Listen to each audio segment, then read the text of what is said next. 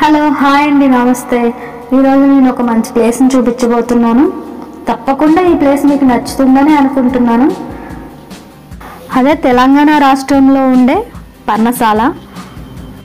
ఇక్కడ మనకు కనిపిస్తుంది కదండి ఒక ముఖద్వారం. ఇది పర్ణశాల యొక్క ముఖద్వారం అండి. ఇది భద్రాచలం నుండి చర్ల వెళ్ళే రోడ్డు మార్గంలో ఉంటుంది. 36 కిలోమీటర్ల దూరంలో ఉంటుంది భద్రాచలానికి. మనం ముఖద్వారం నుంచి కొంచెం లోపలికి వచ్చిన తర్వాత మనకి ఫస్ట్ గోదావరి దర్శనమిస్తుందండి. చాలా బాగుంటుంది వ్యూ పాయింట్ అయితే. ఇది దేవాలయ ప్రాంగణమే కాదు, మంచి టూరిస్ట్ ప్లేస్ కూడా. చాలా బాగుంటుంది. గోదావరి నది మరియు దూరంగా కనిపించే కొండలు, తర్వాత ఈ ఆలయం నుంచి వచ్చే గుడి గంటలు చాలా ఆహ్లాదకరంగా అనిపించింది. ప్లేస్ అయితే చాలా ప్రశాంతంగా అనిపించింది. ఈ ప్రదేశానికి కుటుంబ సమేతంగా వచ్చి చక్కగా ఎంజాయ్ చేయొచ్చు.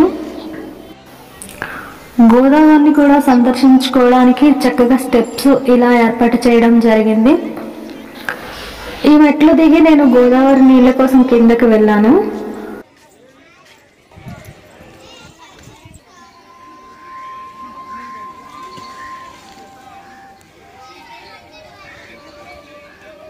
వీళ్ళు ఏం చేస్తున్నారంటే తాడికి అయస్కాంతాన్ని కట్టి గోదావరి నీటిలోకి విసురుతున్నారు. సో దానికి ఏదో అంటుతుంది. వాళ్ళు దానికోసం వెతుకుతున్నారనమాట. బాగా చూస్తే నాకు అర్థమైంది వాళ్ళు ఎతికేది కాయిన్స్ కోసం అనమాట. గోదావరి మాతలో మనం డబ్బులు వేస్తాం కదా, ఆ డబ్బుల కోసం అనమాట.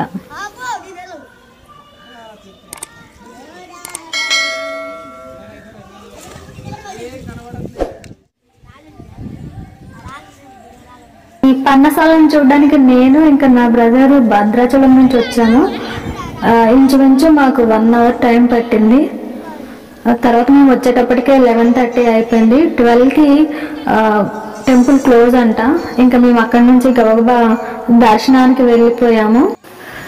మాకు త్వరగానే దర్శనం అయిపోయింది. దర్శనం అయిపోగానే గుడి వెనక నుంచి వెళ్తే మనకి పర్ణశాల కనిపిస్తుంది. పర్ణశాలలో నాకు మంచి మంచి దృశ్యాలు కనిపించాయి.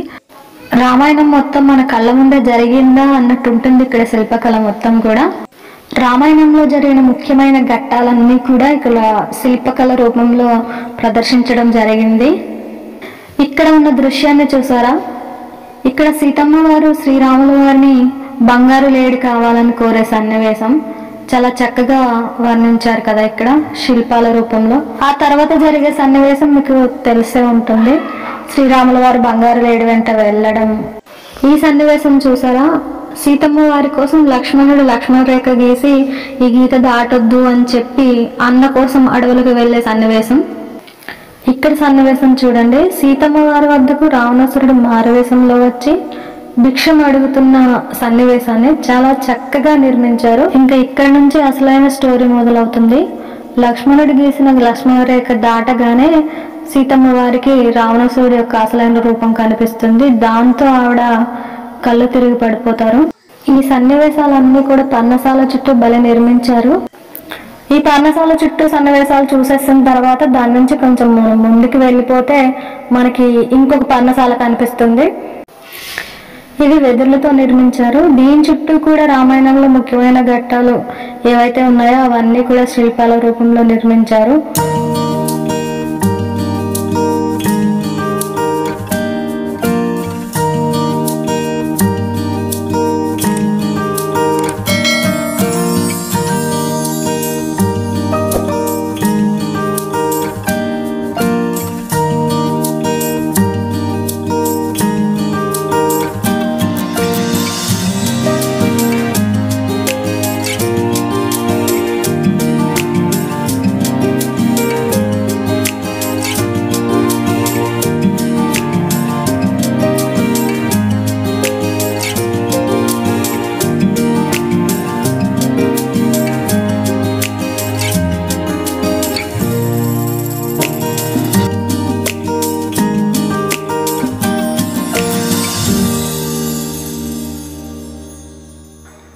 చెట్టు మీద కనిపిస్తుంది కదా, ఇది రెక్కలు తగిన జటాయువు పక్షి అన్నమాట. ఈ జటాయువు పక్షి ఉన్న చెట్టు నుంచి కాస్త ముందుకు వెళ్ళిపోతే రామలింగేశ్వర స్వామి ఆలయం వస్తుంది. ఇదే ఆ ఆలయము. ఈ వీడియోలో ప్రధాన ఆలయం గర్భగుడిలో తప్ప మిగతా అన్నీ కూడా వీడియో చేసి చూపించాను. ఇక మనం బయటికి వెళ్తే ఇది xylophone. దీని నుంచి మంచి సౌండ్స్ వస్తున్నాయి. దీన్ని గన్ మెటల్తో తయారు చేశారంట. నేనైతే ఇంతకు ముందు ఎప్పుడు చూడలేదు దీన్ని. ఈ చిట్టి తల్లి చేతిలో ఒక విసనకర్ర ఉంది కదా, ఇది చాలా వెరైటీగా ఉంది, బాగుంది కదా డిజైన్. ఇది బాగా నచ్చింది. నేను 50 రూపీస్కి బేరవాడి మరీ తీసుకున్నాను. తర్వాత చెక్కతో చేసినవి చాలా ఉన్నాయి ఇక్కడ బొమ్మలు. ఇవన్నీ కూడా స్ప్రింగ్స్ అవి పెట్టి చేశారు. స్ప్రింగుల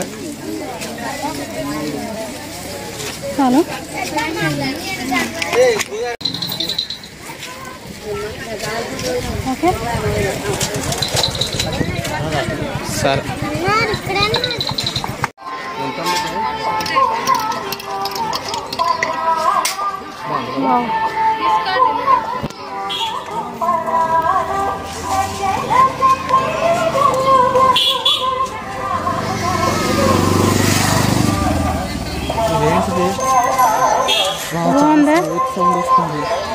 ఎంత అండి ఇది? ఒకటి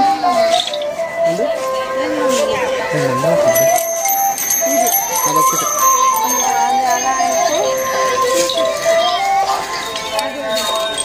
అదైతే 260 అంట. 260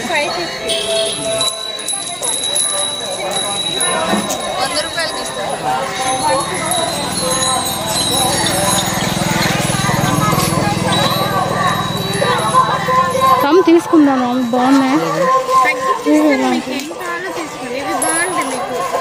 తెలుస్తున్నావు, కొంచెం కాస్ట్ హెవీగా అనిపించింది. చెక్క బొమ్మలు కదా, మీరు అడిగితే చూపిస్తాం. అంటే మరి తక్కువ అయితే ప్రైజెస్ రావు, కొంచెం తగ్గుతాయి.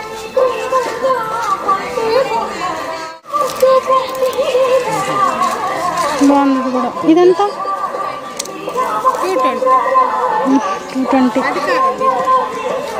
ఇది 220 అంటారా అమ్మ? అవి ఒక్కొక్కటి ఒక్కొక్క రేట్ ఉంది. సింగిల్ అయితే 150, డబల్ అయితే 180, అది 200. 150. ఇందులో సింగిల్ ఉందా?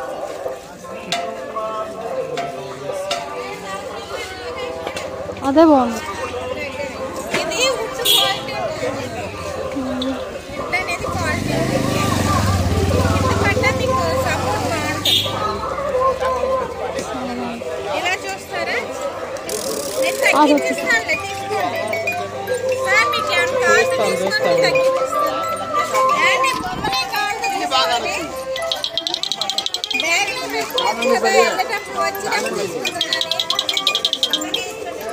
వచ్చేటప్పుడు వస్తాం. గుడి లోపలికి వెళ్ళాలి కదా. చెప్పాను కదా, తగ్గించిస్తాను. వాళ్ళే బ్యాగ్ ఇప్పుడు పెట్టుకోమంటే వచ్చేటప్పుడు ఏదో ఒకటి కొంటారు కదా.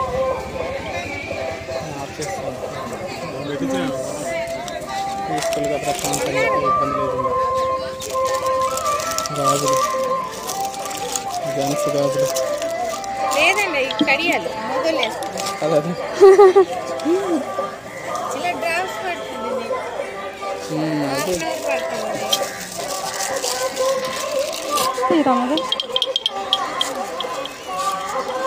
షిప్స్, నెమళ్ళు అలా ఉన్నాయి. వినాయకుడు అలా ఉంది. నెమళ్ళు ఉన్నాయి, కొంగలు, చైర్స్, ఇలాగా వినాయకుడు, వీణలు, అవైతే తీసుకుంటాం. అది ఎలా వస్తుందండి కాస్ట్?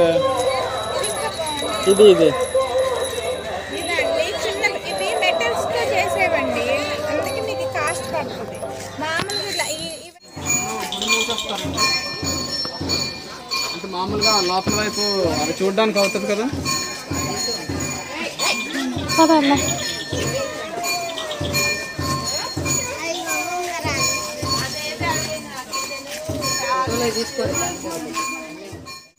ఎంత అండి కాస్ట్? 250.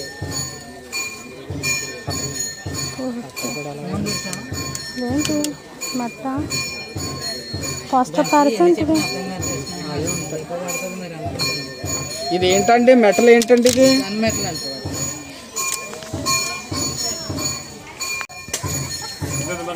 ఇది బాగున్నట్టుంది. పేపర్ పట్టుకెళ్ళేవాడి నువ్వు వెళ్ళి ముందు.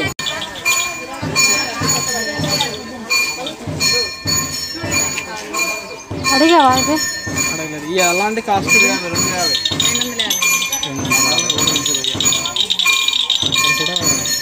కావాలంటే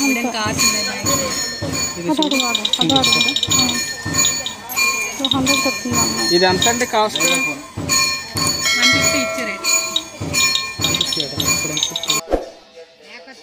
నాకైతే పర్ణశాల టూర్ చాలా బాగా నచ్చింది. మీకు కూడా నచ్చిందని అనుకుంటున్నాను. ఒకవేళ నా వీడియోని కనుక ఫస్ట్ టైం చూసినట్లయితే ప్లీజ్ సబ్స్క్రైబ్ చేయండి, లైక్ చేయండి, షేర్ చేయండి. మళ్ళీ మనం మరొక మంచి వీడియోతో కలుద్దాం. Bye friends. Thank you for watching my video. Friends, ఈ వీడియో కనుక మీకు నచ్చినట్లయితే లైక్ చేయండి, షేర్ చేయండి, సబ్స్క్రైబ్ చేయండి. మర్చిపోవద్దు ఫ్రెండ్స్.